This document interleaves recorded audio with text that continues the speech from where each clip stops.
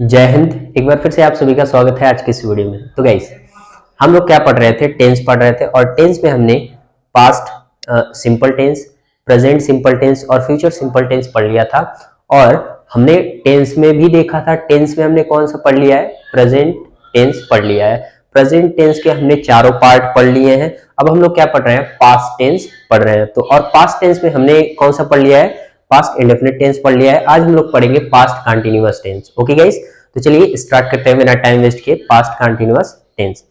तो गाइस, सबसे पहले पास्ट कंटीन्यूअस टेंस की पहचान क्या होती है, मतलब पास्ट कंटीन्यूअस टेंस को पहचानेंगे कैसे?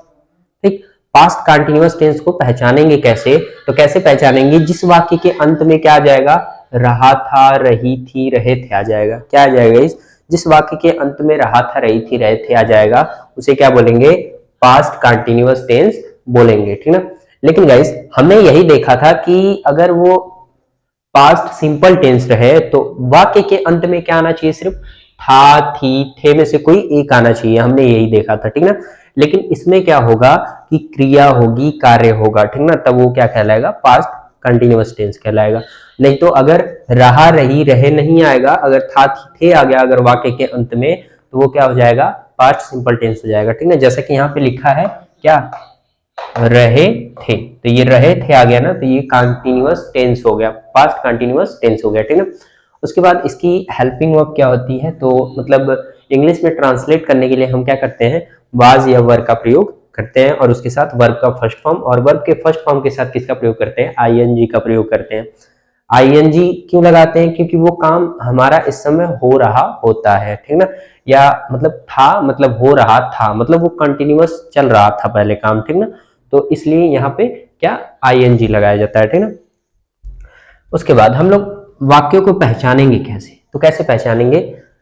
सबसे पहले वाक्य में सब्जेक्ट आ जाएगा, जैसा कि यहाँ सब्जेक्ट है वे। उसके बाद रहा था, रही थी, रहे थे में से कोई एक आ जाएगा, ठीक ना। जैसे कि यहाँ क्या है? सब्जेक्ट। अब सब्जेक्ट किसे कहते हैं मैंने बताया है, फिर भी बता देता हूँ। जिस वाक्य में जो कार्य करता है वही क्या कहलाता है? सब्जेक्ट। या मैं कह दूं वाक्य में कार्य करने वाले को क्या कहते हैं? सब्जेक्ट कहते हैं, ठीक है। जैसे यहाँ क्या है? वे हमें कोचिंग में अंग्रेजी पढ़ा रहे थे, तो यहाँ पर पढ़ाने का काम कौन कर रहा है? वे कर रहे हैं, ठीक ना। तो वे काम कर रहे हैं ना, तो ये हो गया सब्जेक्ट। ओके, ठीक। और अंत में क्या आना चाहिए? था, थी, थे में से कोई एक आना चाहिए, तो यहाँ पे जैसे रहे थे आ गया, ठीक ना। ठीक, तो हम पहचान लेंगे पास्ट कंटिन्यूअस टेंस इसके द्वारा, ठीक ना। उसके बाद हम ट्रांसलेट कैसे करेंगे? तो ट्रांसलेट कैसे करेंगे?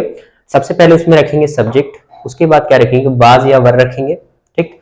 अब वाज और वर का प्रयोग कहाँ करेंगे? तो गाइस, सिंगुलर सब्जेक्ट रहेगा तो वहां पे किसका प्रयोग करेंगे? वाज का प्रयोग करेंगे। अगर वो प्लूरल सब्जेक्ट रहेगा तो किसका प्रयोग करेंगे? वर का प्रयोग करेंगे।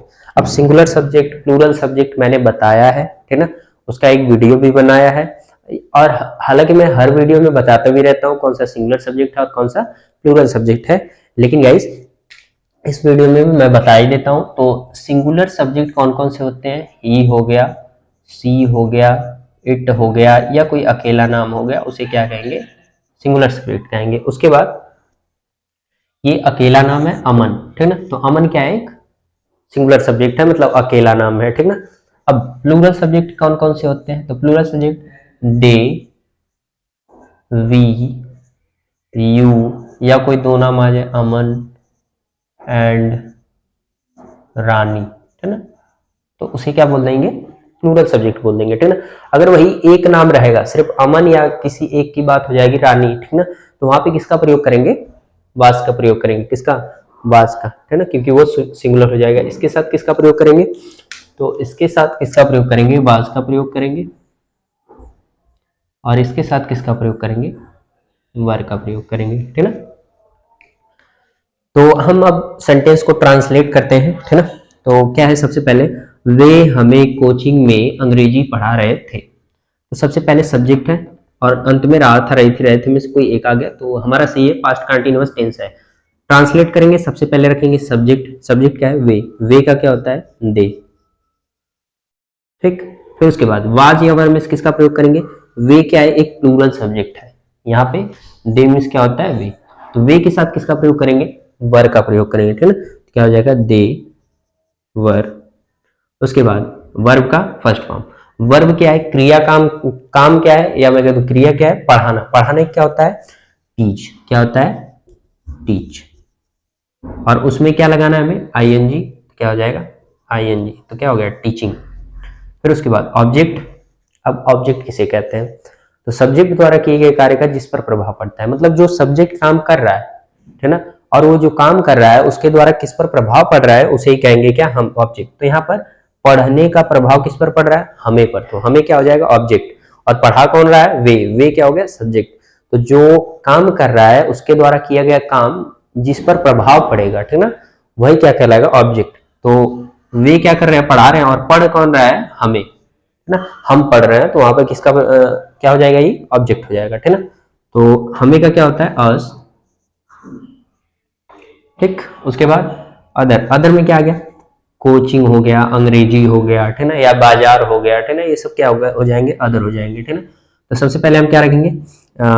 टीचिंग अस अंग्रेजी, टीचिंग अस इंग्लिश। ठीक। उसके बाद क्या रखेंगे?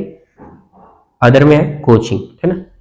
कहा? कोचिंग में का मतलब इन द कोचिंग। ठीक गाइस। और लास्ट में क्या लगाएंगे? Full stop. ठीक।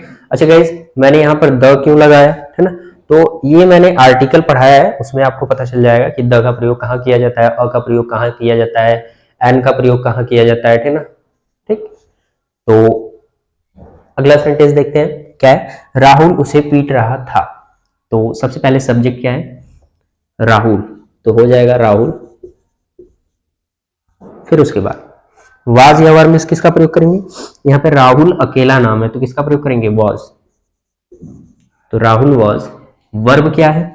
पीटना। पीटने क्या होता है? बिट। और उसमें क्या लगाना है? आईएनजी। क्या हो जाएगा? बीटिंग। उसके बाद ऑब्जेक्ट क्या है? उसे। मार खाने का प्रभाव किस पर पड़ रहा है? उसे पर। और मार कौन रहा है या पीट कौन रहा है? राहुल, है ना। तो उसे का हिम, या हर भी हो सकता है। अब हमें नहीं पता राहुल लड़के को पीट रहा है या लड़की को पीट रहा है, ठीक है। उसके बाद थर्ड वाला क्या है? सोनू और मोनू पढ़ रहे थे। तो गाइस यहाँ पे ध्यान से देखना, दो नाम है क्या? सोनू और मोनू, दो नाम है, ठीक ना। तो यहाँ पे किसका प्रयोग करेंगे? वर का प्रयोग करेंगे, ठीक ना। क्या हो जाएगा? सोनू एंड मोनू। ठीक। उसके बाद क्या हो जाएगा? वर। फिर वर्ब। वर्ब हो गया। उसके बाद वर्ब क्या है? वर्ब क्रिया। क्रिया कहाँ क्या है? पढ़ना। पढ़ने क्या होता है? रीड। और उसमें क्या लगाएंगे? आईएनजी। तो क्या हो जाएगा? रीडिंग। फिर ऑब्जेक्ट नहीं दिया, नहीं रखेंगे। अदर। अदर में भी कुछ नहीं दिया, नहीं रखेंगे। अंत में क्या रख देंगे? Full stop. तो वाक्य हमारा क्या बना? सोनू और मोनू पढ़ रहे थे। Sonu and Monu were reading. ठीक। इस प्रकार क्या करेंगे गाइस? हम पास्ट कंटिन्यूअस टेंस को ट्रांसलेट करेंगे। ओके गाइस, तो आई होप कि आपको आपके लिए ये वीडियो हेल्पफुल रहा होगा। मिलते हैं नेक्स्ट वीडियो में। जय हिंद।